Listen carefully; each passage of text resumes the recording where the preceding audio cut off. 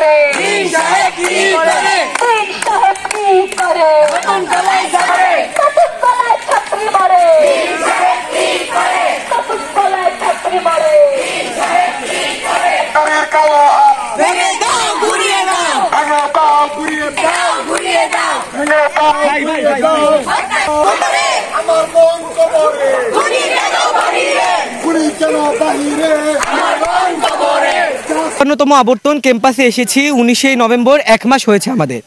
1 মাস হওয়ার মধ্যে দিয়েই আমাদের সহপাঠী একজনের লাশ আমাদের দেখতে হয়েছে নতুনকলা ভবনের সামনে।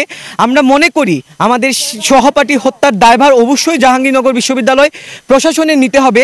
কেন মেডিকেল সেন্টার একটি নাফা অফিসে পরিণত হয়েছে? আমাদের শিক্ষার্থী শতভাগ পূর্ণাঙ্গ আবাসিকের ক্যাম্পাস আমরা বলি, যেটাকে আমরা আমাদের ঘর বলি, বাড়ি বলি, যেখানে আমরা সবাই থাকি, সেখানে যদি আমাদের প্রাণের নিরাপত্তা না থাকে, সেখানে যদি নাপা অফিসের মতো মেডিকেল সেন্টার খোলা হয় যেখানে আফসানা রাচিকে নেয়ার পরে যথাযথ চিকিৎসা নিশ্চিত করা যায়নি, আমরা মনে করি এই সম্পূর্ণ দায়ভার জাহাঙ্গীরনগর বিশ্ববিদ্যালয় প্রশাসনে নিতে হবে।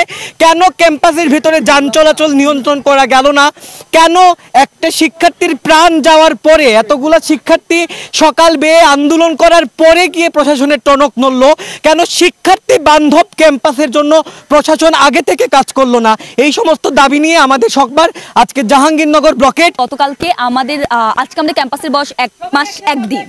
তো 1 মাস 1 দিনের দিন আমাদের কাছ থেকে আমাদের 1 মাসের দিন মেনলি আমরা আমাদের প্রশাসনের কাছ থেকে উপহার পাইছি হচ্ছে আমাদের বন্ধুর লাশ। যে লাশ তার হচ্ছে 1 মাসের দিন হয়তোবা কোনোভাবেই গতকালকে মানে 2 দিন পরে বৃহস্পতিবার মায়ের কাছে ফেরার কথা ছিল, আমরা বৃহস্পতিবার বাসায় ফিরি। সে লাশ হয়ে গতকালকে তার মায়ের কাছে ফিরছে, যার কারণে আমাদের এই ক্যাম্পাসে অটো রিক্সা চালিত এই ব্যাপার স্যাপার নিয়ে অনেক দিন ধরে কথা বলা হয়। 2022 সালেও আমাদের ক্যাম্পাসে মানুষজনই 4টা দাবি নিয়ে আসছিল অটো রিক্সা জনিত, যে দাবিগুলো আমাদের হচ্ছে প্রশাসন যেভাবে সবসময় তারা মাথা নেড়ে যায়, মাথা নেড়ে বলছে বাবা সোনা মেনে নিছি।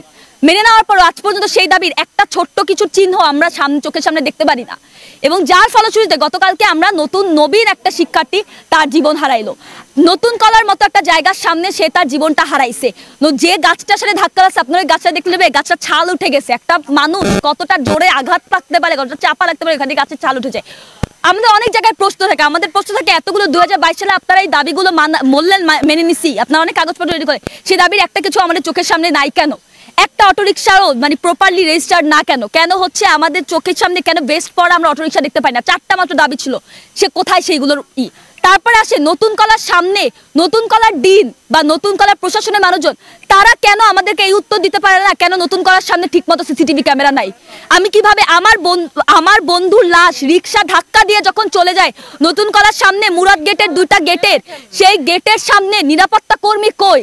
সেখান থেকে একটা রিক্সাওয়ালা কিভাবে বের হয়ে যায়? ধাক্কা দিয়ে বের হয়ে যাওয়ার পরে তার মাথার উপর থেকে কিভাবে সে একটা রিক্সা চালা নিয়ে যায়? এই জিনিসগুলো কাদের ঠিক করার কথা? 25 পর ক্যাম্পাসে এসেছিলাম একটি বড় আশা নিয়ে যে আমরা একটা নিরাপদ শান্তিপূর্ণ একটি ক্যাম্পাস পাবো, যে ক্যাম্পাস থেকে আমাদের বড় ভাইরা বড় বোনরা সকল সন্ত্রাসী কর্মকাণ্ড দুর্নীতি কর্মকাণ্ড দূর করেছে। কিন্তু আসার 1 মাসের মাথায় যে আশা নিয়ে আমরা এখানে এসেছিলাম, সে আশা আমরা কালকে আমাদের সমস্ত আশাকে পানি ঢেলে দিয়ে আমাদের এক বোনকে একটি আমি বলবো পরিকল্পিত হত্যার শিকার হতে হয়েছে।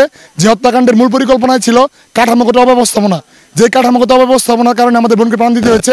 আমরা শুনতে পেয়েছি এর পিছনে বিভিন্ন শিক্ষক বৃন্দ সহ এই রিক্সা চালিত যানবাহনগুলোর সাথে বিভিন্ন শিক্ষকরা পর্যন্ত ব্যবসা সিন্ডিকেট করছে।